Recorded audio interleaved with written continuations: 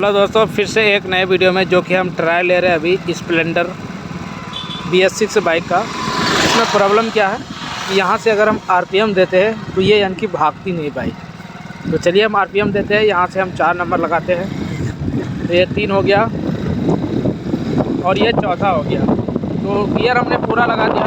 अब यहाँ से देखें आप, जैसे यानी कि रेस देते हैं रेस हम पूरा खींच लेते हैं और उनके बाद भी यानी कि बाइक क्या है कि ज़्यादा आवाज़ करने लगती है, बहुत ही ज़्यादा, और जितना स्पीड होना चाहिए वो स्पीड नहीं है। तो फटाफट चलिए हम इसे गैरेज में ले चलते हैं और इसे देखते हैं क्या दिक्कत है, क्या प्रॉब्लम है, और आपके बीच से हम शेयर करेंगे इसे किस तरीके से सही करना है और कौन कौन सी पार्ट्स लगाना है इसमें। तो एक बार फिर से दोस्तों मैं आपको दिखाता हूँ। ये देखें, जैसे हम एक्सीलरेटर लेते हैं इंजन की आप साउंड सुने, काफ़ी यानी कि साउंड बढ़ जाती है। देखो, एक तो होता है हमारा कि क्लच प्लेट पूरा अगर जल जाता है तो हम कितनों भी एक्सीलरेटर लेते हैं तब यानी कि हमारा गाड़ी 20-25 के रफ्तार में चलता है। ये तकरीबन हमारा 40-50 के रफ्तार में चल रहा है। कितनों भी हम एक्सीलरेटर अगर फुल खींच लेते हैं तब यानी कि 40-50 रफ्तार जाता है, और उसके बाद भी यानी कि ये साउंड काफ़ी ज़्यादा करने लगती है। तो चलिए यही चीज़ आज हम देखेंगे लाइव प्रूफ के साथ कि किस तरीके से आपके पास अगर स्प्लेंडर बाइक हो, कोई सा भी बाइक हो, तो उसे हमें कैसे सही करना है। तो चलिए दोस्तों फटाफट से हम इसे गैरेज में ले चलते हैं और इसे खोलते हैं। हमें इसे सेंटर पर लगा दिया है। अब यहाँ से आप ऑयल देखें इसका, और ऑयल से ही आप पता कर सकते हैं इसके इंजन के यानी कि क्या क्या पार्ट्स ख़राब है। ये देखें कितना ज़्यादा ब्रेक हो चुका है इसका इंजन ऑयल। जो इसकी जो सेंटर हब होता है वो हमें कंफर्म लगता है कि वो चीज़ यानी कि पूरी तरीके से ख़राब हो चुका है और इंजन ऑयल भी काफ़ी कम निकला है। तो चलिए फाइनली हम फटाफट से इसे खोलते हैं और आपको हम दिखाते हैं। तो फाइनली दोस्तों हमने क्लच चैम्बर बाहर निकाला और यहाँ पे आप देखें कितने ज़्यादा ये कचरा से यानी कि भर गया है। प्रॉब्लम आता है तो आप बहुत ही जल्दी इसका काम करें, और अगर हम लेट करते हैं तो हमारा जो इंजन ऑयल होता है, क्लच प्लेट, सेंटर हब, ये सभी चीज़ें घिस के कट जाता है, जो कि इस तरीके से यानी कि गंदा होता है। तो चलिए हम फाइनली इसे अब खोलते हैं और हम देखते हैं। इसका इंजन भी वॉश करना होगा, और वॉश कैसे करना है पूरा फुल इंजन को, ये चीज़ हम दिखाते हैं। तो यहाँ से नट खोलने के बाद फाइनली इसे हमें निकालना होगा। तो इतना गाइस ये गर्म है, बहुत ही ज़्यादा हीट हो चुका है, इतना ज़्यादा हीट कि जब भी यानी कि मेरी बाइक चलती है तो हमारा तो रेस RPM फुल रहता है, और फुल रहने के साथ साथ हमारी बाइक उस तरीके से स्पीड नहीं चलता है, और RPM अगर ज़्यादा होती है तो उसके ज़रिए से हमारा ये कंफर्म होता है कि इंजन हीट होने का प्रॉब्लम ये कंफर्म होगा और काफ़ी ज़्यादा होगा। तो चलिए फटाफट हम यहाँ पर देखते हैं। पकड़ो तो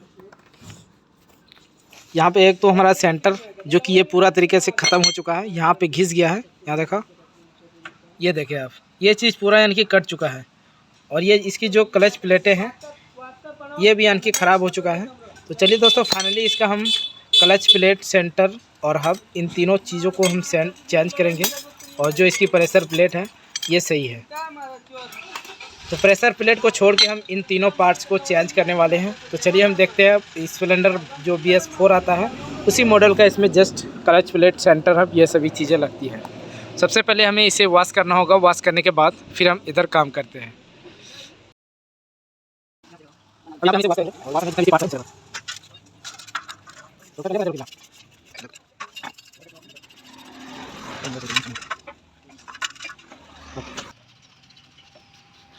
इस तरीके से हमें इंजन को वॉश करना है, क्योंकि यहाँ पे जितने भी उसकी लेदर्स झड़े हैं वो सभी चीज़ यानी कि यहाँ पे गंदगी होता है, और इसे हमें इस तरीके से क्लीन करना है।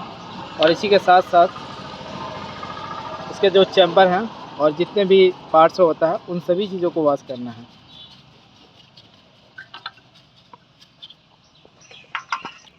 एक नंबर हो गया।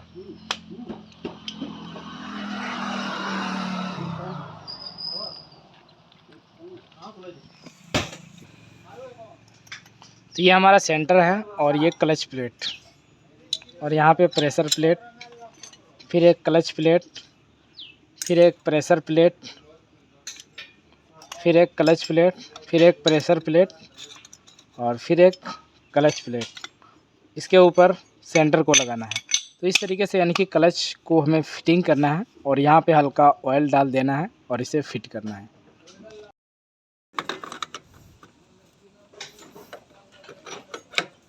यहाँ पे पहले हाउसिंग को लगाना है, और और फिर इसके नीचे एक इस तरीके से वाशर आता है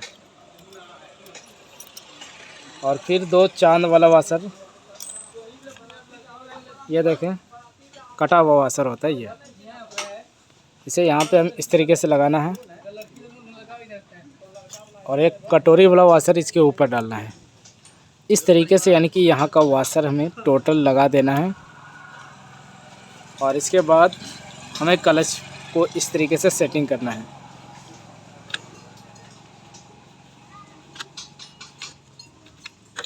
ये हमारा क्लच सेटिंग हो गया। अब यहाँ एक वाशर और एक नट, ये नट टाइट करने के बाद ये चीज़ हमारा पूरा फ्री होना चाहिए। और जब इसे हम ऊपर इस तरीके से खींचेंगे तो ये टाइट हो जाना चाहिए। ऊपर इस तरीके से खींचना है। अब इसके ऊपर प्लेट लगाना है। इस प्लेट को लगाने से पहले यहाँ पे हमें 4 वाशर डालना है। बस ये स्प्रिंग डालना है। स्प्रिंग में एक बिंदी जो पैंट होता है इसे हमें ऊपर रखना है।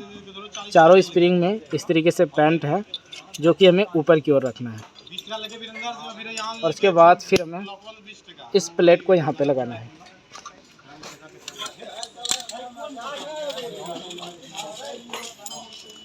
प्लेट में इस तरीके से 4 नट लगते हैं। इस तरीके से एक, और ये दूसरा नट हो गया, और ये तीसरा नट हो गया, और ये चौथा। तो इस तरीके से हमें यहाँ पे नट लगाना है। और ये नट जो हम लगाते हैं जब हम इसे फुल टाइट करने लगेंगे, यानी कि हल्का जब टाइट कर देंगे इसे, तो इस प्लेट को हमें ऊपर की ओर खींच के टाइट करना है। चलिए हम बताते हैं आपको किस तरीके से खींचना है। 10 ये अभी हमारा लूज है, ये देखिए आप। अब इसे जो टाइट करना है इसे इस तरीके से बाहर की ओर इस तरीके से, और यहाँ पे हम 2 नटों को सबसे पहले टाइट करेंगे हल्का। एक उधर को हो गया और एक सामने वाले। इस तरह करने के बाद फिर यहाँ से हम स्प्रिंग का जो लेवल होता है उसे प्रॉपर तरीके से सीधा लगाना है। बिल्कुल ऐसा नहीं कि कोई स्प्रिंग इधर चला गया कोई स्प्रिंग उधर चला गया, उस तरीके से नहीं। जो क्लच प्लेट की सही सेटिंग है, आज यही चीज़ मैं आपको ख़ास तौर पे बता रहा हूँ कि किस तरीके से क्लच की सही सेटिंग किया जाता है। और यहाँ से हम इसी तरीके से अब चारों बोल्ट को टाइट करेंगे।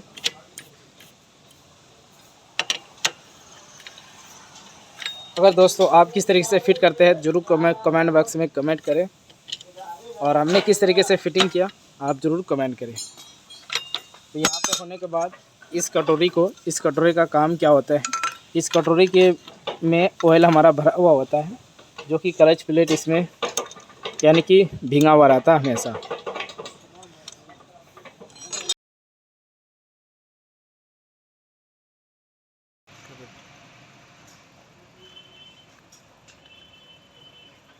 तो इतना फिट करने के बाद यहाँ पे हमें फिर बैलेंसर को लगाना है, और यहाँ पे भी एक वाशर और एक नट होगा।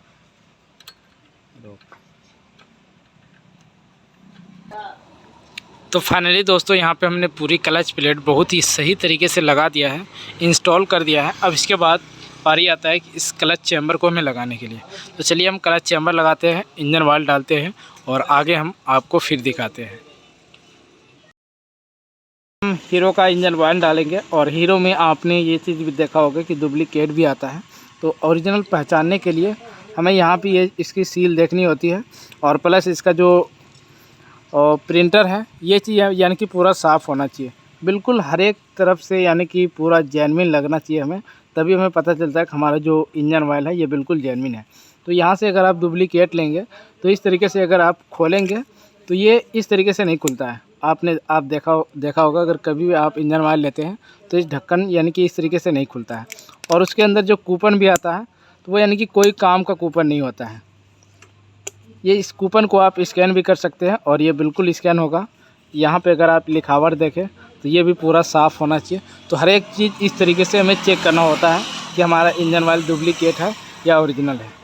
तो चलिए अब इसे हम यहाँ पे डालते हैं। इसके अंदर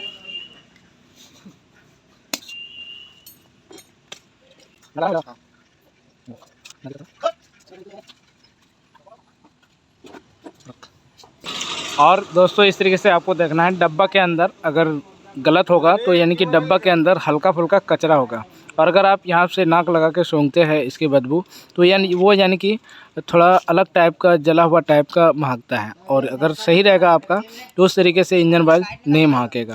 तो इतना यानी कि इस तरीके से हमें चेक करना है। तो दोस्तों हमने एक वीडियो में हमने कितना आपको जानकारी दिया। तो चलिए अब यहाँ से हम गेज लगाते हैं और बाइक स्टार्ट करते हैं।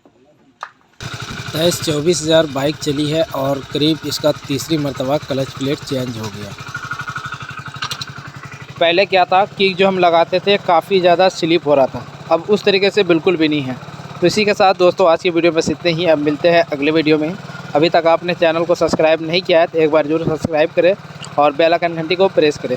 तो चलिए अब इसे हम ट्राई लेंगे और आपको दिखाएंगे। तो हमारे कस्टमर भाई भी बैठे और जैसे हम बाइक का क्लच छोड़ते ही बाइक यानी कि छलांग मारने लगी। तो काफ़ी मस्त बेहतरीन पिकअप आ गई। तो चलिए दोस्तों आज की वीडियो में बस इतने ही।